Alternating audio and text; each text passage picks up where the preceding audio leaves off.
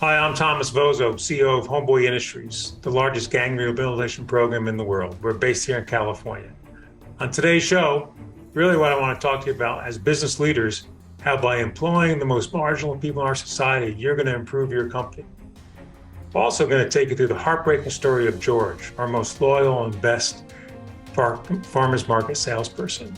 And he's going to take you through some of the struggles of what society has thrown up against him, how hard it is for him to live in a straight and narrow life. It is so very eye-opening. And also going to tell you about, despite my prejudices and understandings, that these former gang members are some of the most generous, hardworking people I have yet to meet. So please enjoy the show. Welcome back to part two of our delicious conversation with Thomas Vozzo. Thomas is the CEO of Homeboy Industries. He's been the CEO since 2012. He used to be the CEO in big corporate America of multi-billion-dollar business and transformed, went over to the not-for-profit. Now he's part of, as I said, Homeboy Industries, a not-for-profit $30 million organization. They make 30 million, they spend 30 million on helping rehabilitate and create interventions for people who were previously in gang members and people who have felony records, all kinds of things. And Thomas is also the author of The Homeboy Way, a radical approach to business and life. In part one of the show, if you didn't catch it, you need to go back because honestly, it's a powerful, powerful story and an important sort of call out to modern society and what we need to focus on when it comes to the people who are sort of falling through the cracks in our society. We want to look at, in part one of the show, we talked about what happened after the 2008 recession and how that was in many ways an awakening for Thomas about how the neo-corporate world works, and neo-capitalistic corporate world works, and how often we are willing to sort of churn people and sort of throw them by the side, and what happens as a result of that. We talked about how he was introduced to the Homeboy Way and how he was introduced to Homegirl Cafe and what he noticed being in a cafe that's Zagat rated about watching the culture of the people who were in there and how they worked. Gangs, people of opposite gang members were standing shoulder to shoulder in order to serve something greater than themselves. And how it was in many ways a spiritual awakening for him and oftentimes become a spiritual awakening for others. We talked a lot about all those kinds of things. There's so much more we want to get into. And we really want to talk about in part two of the show, why and how businesses can and need to help and what's in it for you as a business leader and what's in it for our society as we move forward. So let's sort of jump in there, if you don't mind, Thomas, because, you know, we've been talking about the poor and the forgotten members of our society, and it's very easy as a leader who's listening in and watching the show to go, listen, you know, I feel for it. I appreciate it. I can see where you guys are going, and it's really wonderful. Here's a round of applause. But I've still got the bottom line to hit, like, you know, you talked about when you were in corporate America and being told to cut and make up that extra 10 million. But the truth of the matter is that the poverty rate hasn't gotten any better in the last 40 years in this wonderful American dream that we're living in. And the struggles for the poor and forgotten people of our society have not gotten easier, they've gotten harder. Talk to us about that and what we can focus on or address and the actions we can take. Sure. Yeah, very much. This, you know, in part, I love my time at Homeboy. On one hand, I've learned about my own spiritual journey and how to kind of find joy through others. On the other hand, I get angry. That there's still so many people who are struggling and who are poor in our society. Just as you said, the poverty rate in America has been the same for 45 years, this same narrow band of 12 to 13%. Yeah. And so it's not about just sort of bringing more money to the solution, because there's been plenty of money put to the solution, but it's about how you go about it. And this is what I've kind of learned at Homeboy, a couple ways about this. And I want to talk more about, but maybe first lead you into a story. And it's Yes, about, please. because part of this is what do you do for people? But part of it is our own mindsets that we have in this privileged America of how to help. All right, so here's the story. So again, we have Homeboy Bakery. We make artisan bread. We have bread routes. We deliver the restaurants. We also have 26 farmers markets, and it's great to have our guys come in, the homies. They come in and they know they got to take the bread, go to the local market, set up the stand, sell the bread, take the cash in, bring the cash back. It all kind of works out. Corporate auditors sort of would have a heart attack, but it all kind of works out. Right. But so we had one of our really great guys who trainees, we call them trainees, George, and he's one of our best farmers market salespeople. And so I remember this first couple months of being a homeboy. I'm walking through the bakery, management by walking around, you're chatting with people, right? And I hear George talking to the bakery manager that he needs to take the weekend off, and he needed so he needed to take the weekend off. So I go up to George afterwards. Hey, I'm thinking like not really aware. Hey, you're going to go away with the kids? What are you going to do? Just trying to, light chit chat, right? And he looks at me and says, no, I need to take it off because, I need to report in. And I said, report in? What's that mean? He says, I need to report to county jail. And I have this strange look on my face. And he says, well, since he's been out of prison, he has a large debt, right? He owes money. And so he not only do you have restitution costs, you have to pay for your parole officer, your court costs, your legal fees. So these guys rack up debt while in prison. And then when they come out, they have to pay off that debt. And it's nutty. Hold on. I want to pause you because it's nutty. Society, very few people nutty. will even grasp that. Right. Because, we've got a corporate American prison system that is for profit. And most people don't realize that most of the prisons are for profit. And then while you're in there, you're slave labor at 20 cents a day working. You got it. Right. So you're not getting any money. And then when you come out, you discover that you've got a debt you didn't know you had. Mm-hmm. And so you're trying to make it in the world. You're trying to come back into the world. You're trying to maybe be a decent human being, but you've now got a debt because you've now got to pay for a parole officer and a bunch of other things. And a bunch of other court costs. Absolutely. It's the nuttiest thing. And so, so what George did was, look, he could have gone to his homies in his gang and asked for the money. He didn't want to do that. He wanted to get out of gang life. He could have gone and borrowed money from a loan shark. He didn't want to do that, right? And so there was this, at that time in Los Angeles County, what you can do is you can go into county jail for 4 days and earn off your debt, earn off time, right? And so that's what he did. And so I walked away from that conversation. Now I'm the newbie. I'm the big corporate executive who has all the answers. I walk away kind of stunned. I go, well, that's pretty amazing that he's taken the responsible thing to do. And I'm thinking to myself, oh, would I have done that? I'm not sure if I would have done that. Obviously, I had I had friends and family. I would have gone the money. Okay, so I go home that weekend, think about the whole weekend, come back the following Tuesday. I see George. I make a beeline. I wanted to say, hey, how'd it go? Is it okay? Are you okay? And I see him, and he's got stress on his face. Mm-hmm. And then he started telling me the story. Well, when he came out of prison, he was able to get custody of his 10-year-old and 8-year-old. And again, these guys come out, they leave gang life behind. They don't have any family support, any network around. And he was able to get custody of his kids, which usually meant what his baby mama was like along the way, right? So he was got custody of his kids. So the person he was going to have come watch his kids when he was in county jail reporting in couldn't make it. But he still had no choice. He had to go to the county jail. And he left his 10-year-old, 8-year-old in the apartment by themselves for 4 days. Now, the quick end to the story is they turned out okay. So nothing bad happened to him. Sure. But can you imagine the stress as a parent leaving your 10-year-old, 8-year-old alone for 4 days? No one looking after him? And so I tell this story for a couple of things. One is it shows the horrific challenges and decisions folks who want to do it the right way have to make all the time, the trade-offs they have to make from the woman the homegirl who stops eating lunch and breakfast because she's trying to save money to get diapers for her baby, right? It is a choice. So we can all sit back and judge George as to whether he made the right decision or not, but we're never facing that in that situation. And so what you learn from this is not to judge, not to sort of come at it from the way we would have thought about it, but to recognize that something's wrong in our society. We got to change some of the process and rules here.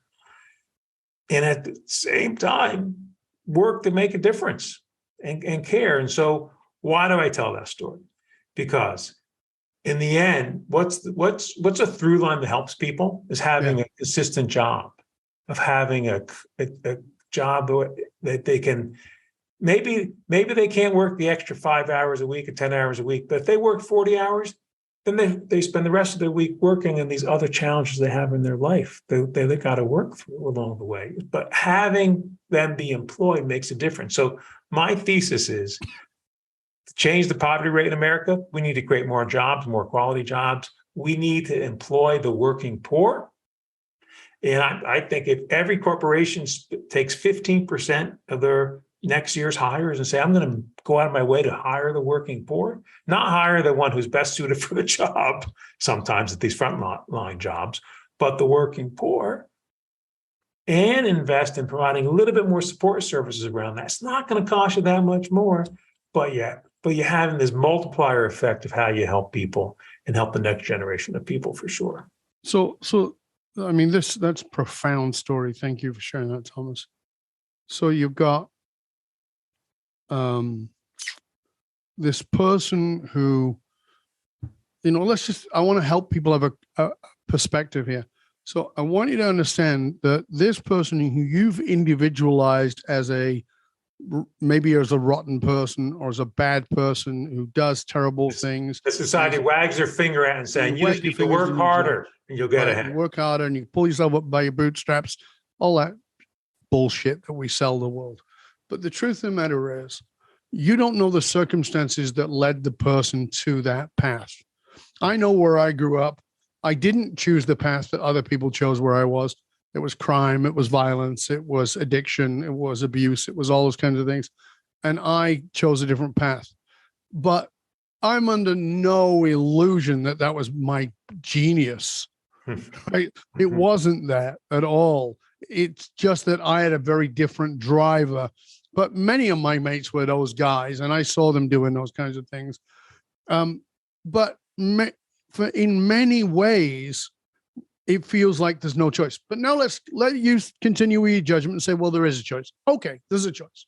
So let's say there's a choice, but they get in the gang and they do the wrong, but then they do the time, right? So now they're doing the crime, they did the time. All right. Mm-hmm. While they're in there, their support system was everything that was part of that criminal life. You got that right. And they've decided, no, hold on a second. I don't want that anymore. Now, hold on a second. Let's put my boot on your neck and say, you have a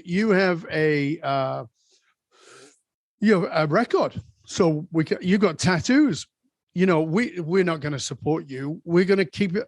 Like, what other choice? You make it even harder for them to come out. Sure. Make it. And if they come out and they still say, screw you, I'm going straight and I'm going to be a decent human being, even though you won't support me, I've now also got this stupid ass debt along with what I did. And now I can't support my children. And so we say, well, these people just keep, it's a recycling system where they just keep getting themselves in trouble.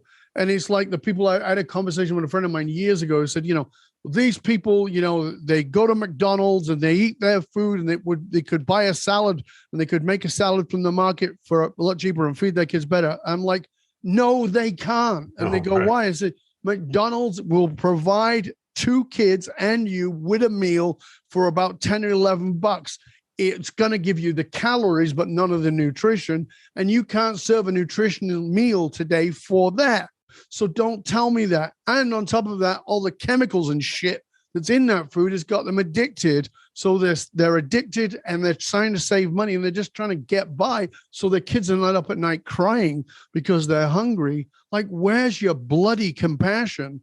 And I wanted to the reason I know I'm going on a bit here is because I want to awaken people to this constant barrages that are put in front of people, these ways to stop them. Yeah, no, I want to add to it. So, right, you come out of prison. That's exactly what you said. You can't rent an apartment because you got a felony. Right. That you can't get a loan. You can't get okay. If you want to get out of gang life, you need a car to get out of your neighborhood. You can't get a car loan because you got a felony, right? Suppose you got custody of your kids and you're trying to move to another city. Public schools won't take your kids in because you're a gang member. Right. They don't want gang members around. And so it piles, and then healthcare. Oh my gosh, it's almost non-existent. And so it just piles. So listen, you and I can get ourselves really angry because we need to change the way it's approached. But I'm saying fundamentally, yes, we can get government policies to change and they need to change. We can put other support systems in place. The key is not to judge. So we say at Homeboy, we stand with the demonized until the demonizing stops. So when you and I stop sort of judging whether they worked hard enough or made the right decisions, because they're second, third generation gang members, they had no choice to get into this life. No. But just be there to provide support as they're moving forward. And again, back to jobs. It's in the content. You give these guys jobs, they'll be loyal to you. They'll do fine. You'll that support service. And that's what starts enabling them to be resilient and be positive members of, quote unquote, our society. Yeah. And as I said, one of the things that, as I said in the beginning, when you look at the difference between the gang member and the homeless, often the difference is an entrepreneurial spirit.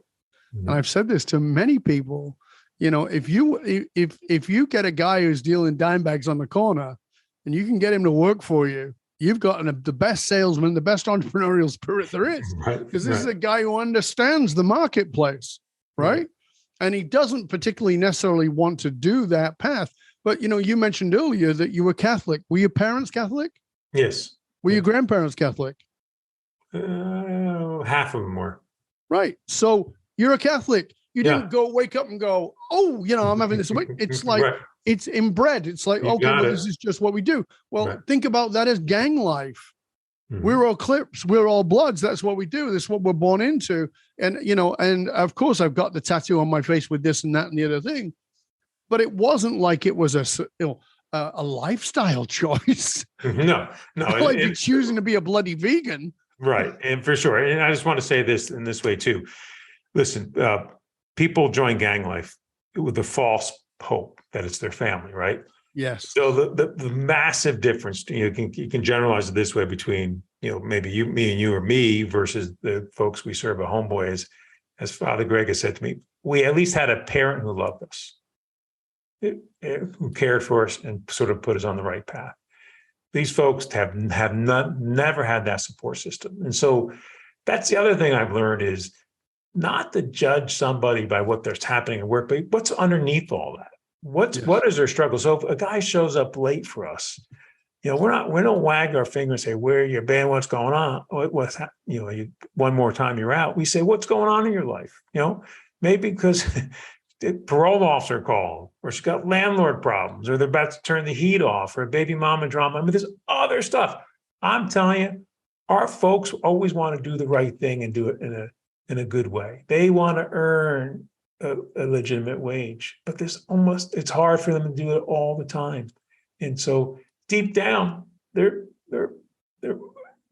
believe at Homeboy, there's no good and bad people. We're all good people. God loves all of us. Right? It's just how do we help people heal from their trauma and become resilient to take on what society throws at them. So we've talked here with some enthusiasm about how society needs to shift. And, we'll both wave the magic wand and nothing will happen, sadly. But we need to raise awareness, and hopefully we're doing that here. But I want to go to the practicality. So the practicality is I'm a HR person in my organization. I love what you guys have been talking about on this podcast today. I'd like to make a difference, but the company policy is X. We can't hire because of insurance. Why? There's all these different things. And again, as I talked about, Gil Winch and I talked a lot about this with the work he was doing too. What's the practicality we can put forward to XYZ Inc. or whoever it is, or that HR person or whoever it is who's listening and saying, okay, here's what you can actually do rather than just being pissed off or just being frustrated that you can't do anything? Yeah, a couple things. I want to take this in a couple parts, couple bites at the apple. Listen, so it's changed in the last decade. Far more companies are willing to hire people with felonies than they ever have before. State rules are changing, which is great. So if you're high up in a corporation, you can make the difference. You can go to HR and say, let's change our policy. I mean, there's no law around this. It's just a policy the company sets, right? And so you can be advocates to making those changes happen. If you're in a mid-sized to small company, there's not as much corporate bureaucracy. You can just make those changes along the way. All right. And let me kind of say why you should make the changes. We already talked about it's a good workforce, right? And I also want to kind of play this out in terms of a long-term initiative. Over the last couple of years, there's been much greater awakening to have diversity and equity in the workplace, right? And so, in many ways, corporations for decades have been trying to find the more diverse senior ranks, more diversity in their senior ranks. It's just but there's very few people, less few people to work from, right? I'm saying if you're a corporation in for the long term, you hire more diversity at your frontline levels and spend time giving them management and leadership training, and they will rise up and rise to the top. And so, example, at Homeboy, over 60% of our management team are former clients, right? They're at all levels of organization. They're good managers. Just have to sort of lead them in a different way and provide a little bit more resources to them. They have the natural ability. You just got to provide the more support structure around it, and they'll get there. Another aside, a quick example is, listen, so in the American dream type world of corporate America, usually what happens in a corporation, when someone gets a promotion, they brought in from their manager, they say, hey, listen, if you work hard over these next 6 months and you do these responsibilities, at the end of 6 months, we'll give you a promotion and a raise, right? Happens all the time. Yep. In the world I'm talking about, that's not going to work. Our folks have been promised things their whole life and always been disappointed. And so if I bring the guys in and say, hey, if you just do this job for 6 months, I'll promote you at the end of 6 months, give you a raise. Nuh-uh. And so what you got to do is kind of give them the job ahead of time, give them that promotion ahead of time and tell them what you expect, and they'll do it. But it's a little bit shift in the approach that you have to take. And so I'm saying, if you want diversity throughout your organization, start at the low level and then develop management from within and grow people up. So again, though, but that's a level of trusting people before they have proved themselves. And that's sort of anti-American in the corporate sense. It's like, well, you got to prove yourself. I constantly heard, and I have a lot of fights with people about this. You got to pay your dues. And I go, what the hell are the dues? I get that. It's a good thing to throw out. What are the dues? Can you name them? Can you tell me what they are? I do a lot of work with multi-generational families, businesses. Yeah. And the G1 that's in place is about to lead into G2, or G3 is about to lead into G4, whatever it might be. And I say, what's the problem? Why aren't you handing over the reins? It's time to hand over the reins. Well, they're not ready. Great. Tell me what they need. You don't have an answer, do you? No, because I'll tell you what you need. You need them to be you. That's what you think it needs. It's not what it needs. It needs them not to be you, and you're in the way of the progress. And so I think that oftentimes and I want to say this, I believe this as much as I possibly can. I believe that a lot of the people who are behaving like assholes are not really assholes. There's some genuine ones. There might be a dozen in the world. They keep circulating a lot, and occasionally I bump into several of them in a day. But mostly, there's not many of them. Generally, people are good, but they have an asshole response because they've not thought beyond the asshole response. And so they say, "Well, this person wouldn't understand." How do you know? How do you know that they wouldn't step into that? How do you know that they wouldn't find a way to grow into that?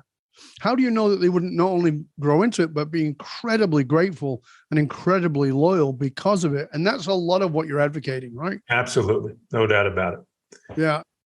And I think a lot of the times we hold people, and this is in your life, think about this in your life, you hold people based on who they were. I had an interaction with my son, who is a police officer. He's 36 years old. And I had an interaction with him last year, and I was telling him something, and I said, I don't want anybody else to know. This is just between you and me. I don't want anybody else to know. It's just something I've been struggling with. And I said, I know you're not really good at keeping secrets, so just keep it to yourself. Right. And he called me back like 20 minutes later, and he said, I want you to know I'm pissed. Yeah. I said, about what? Like, no clue. And he said, you said I'm not very good at keeping secrets. Can you give me a specific example of that? He's learned from me. Here's a dose of your own shit, Dov. Yeah. Can you give me a specific example of that? And I said, yeah, I can. And he goes, okay, when? And I said, you were about 22. And he goes, yep. Was I a police officer? No. Had I done this and this and this? Was I a father? No. Nope. I'm completely wrong. Please, I had to ask for his forgiveness, and I have framed you in who you were, not in who you are. That's my son.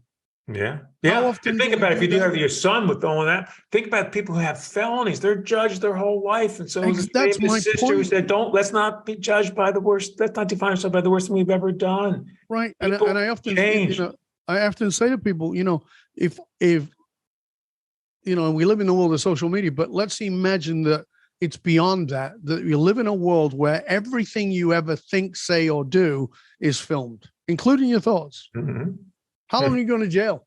Mm-hmm. Yeah. How long are you going to jail for some of your thoughts? Yeah. Right. So just, because we've all been shitty people, all of us. The Mother Teresa was a shitty person, not all the time, but occasionally, as was Gandhi and Martin Luther King and everybody that we hold in esteem. And it's the same for each of us, that we need to come back to, these people have paid that price. But those of us who are of a certain age go, thank God there was no social media in the day. Yeah. Because my reputation would be shot to shit. No doubt about it. Right. So, I love that you're asking people to reference this person in front of you. And the question is, can you audit your own judgment?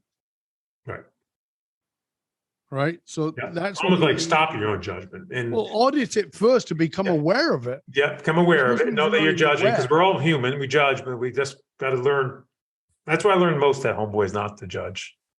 But that's a comment that's thrown around. Don't judge, don't judge, don't judge. No, but it's the matter is that human beings are judgmental. We are all judgmental. We judge all the time. It's biological. It's neurological. It's how we survive. And there's nothing wrong with you judging. There's everything wrong with judging without questioning the judgment. It's like, is this true? This person's a bad person. How do you know? Have you had an interaction with them? Mm-hmm. You ever had, have you said anything to you? Well, no, it's just the way they look. Well, I look like, a face that's been in a fight. I haven't in a while. Right. But, it's not like there's all kinds of judgments we can make on people based on all kinds of things that have got nothing to do with that person.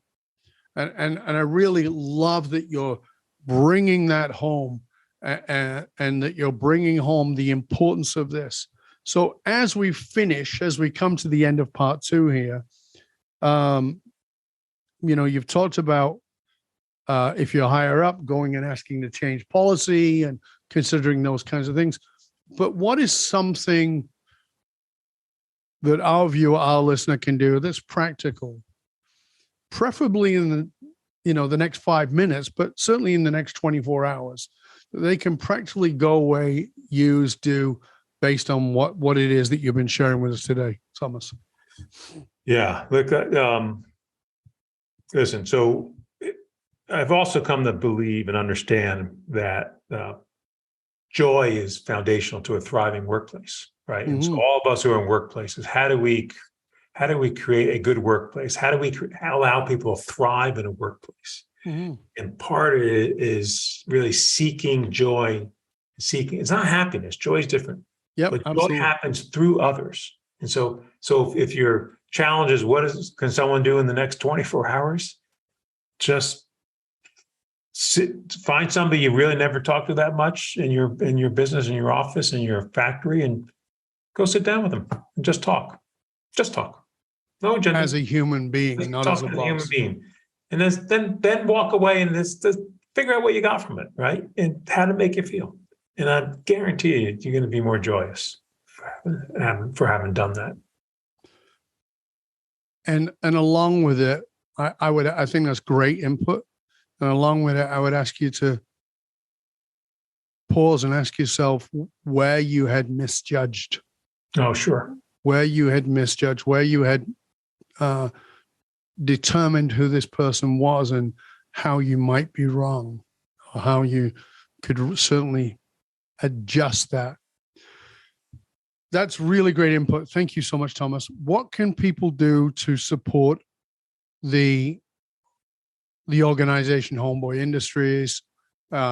What can they do at that level? Because that's also very, as I said, you're a nonprofit organization, but you are generating money and trying to raise funds all the time. So tell us what we're trying to raise funds all the time. As you said, we're a $30 million organization. We raise 30, spend 30. Of that 30, 20 million comes from donations and foundations. So we always need money in that sense.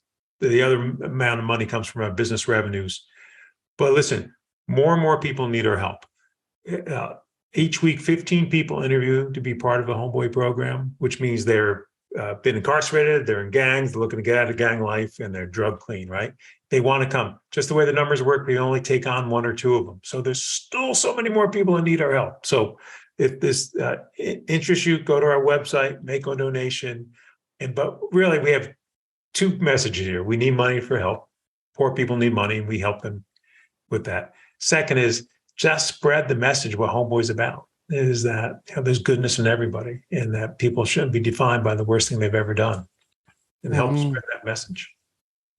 Yeah. And, again, I would encourage you to read the book because there's a lot to be learned inside that as well, about how it applies to you and how it applies to your organization and how it applies to our society as a whole. Thomas, I want to thank you, sir. It's been a pleasure and honor. Thank you so much for being with us and for sharing this important message. I encourage everybody to reach out to you. Please tell them where they can find out more about you and the organization.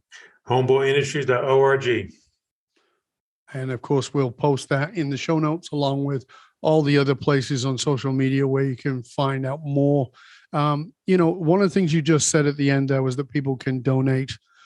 But one of the things you and I had talked a little bit about, and I just would like a short story about the example, because we need to be more generous. So what's an example of the generosity of these people that you're working with who, we look down our noses at, and what they've taught you about generosity? Yeah. Again, repeat, these are the most generous people I've ever met. They'll give I've seen them give their last $5 to a fellow homie just so he can get a meal too. The last $5. Would any of us give our last $5? And then another example is, early on, I would go to lunch. I would take people to lunch. You talk about work over lunch, and I would notice a few other guys. They would never eat their whole lunch. They would only ever eat half their lunch, and they bag up the other half. And on their way back to the office, they'd walk over to a homeless person and hand him the lunch. And I say to myself, why don't I ever do that?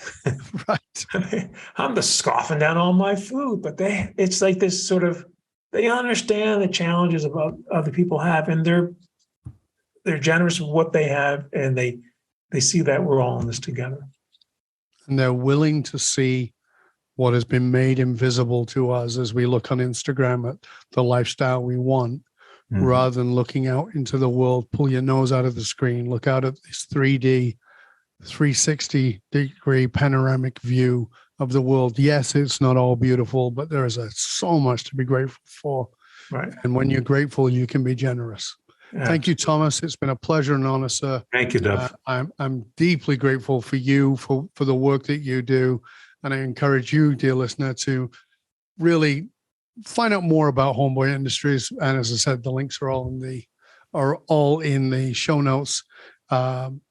Those who control the meaning for the tribe also control the movement of the tribe. And Thomas and the Homeboy Industries have really shown us that. You can tap into the groundbreaking understanding of how to apply the anatomy of meaning extracted from the emotional source code for yourself, for your organization, and really make a massive difference. I'm Dov Baron. I am here to show businesses, teams, and leaders how to harness their emotional source code to move their tribe, because unified actualized meaning is the one single monolithic difference between mediocrity and greatness for all individuals and companies. I want to thank you for sharing the show with everybody you know. Till next time, stay curious, my friends. Stay curious about how you can begin to see the invisible people who are around you, how you can begin to drop some of the judgments around somebody who may have a tattoo on their face or be a felon or who has a history. But ask yourself this, get curious about this. Would you want to be judged for who you were? Or would you want to be judged for who you can be? That's the work of Homeboy Industries. I'm Dov Baron. I'm here to assist you tapping into your deepest meaning to reach that next level of clarity, focus, purpose, and profit in your business, your life, and your leadership impact. And I am out.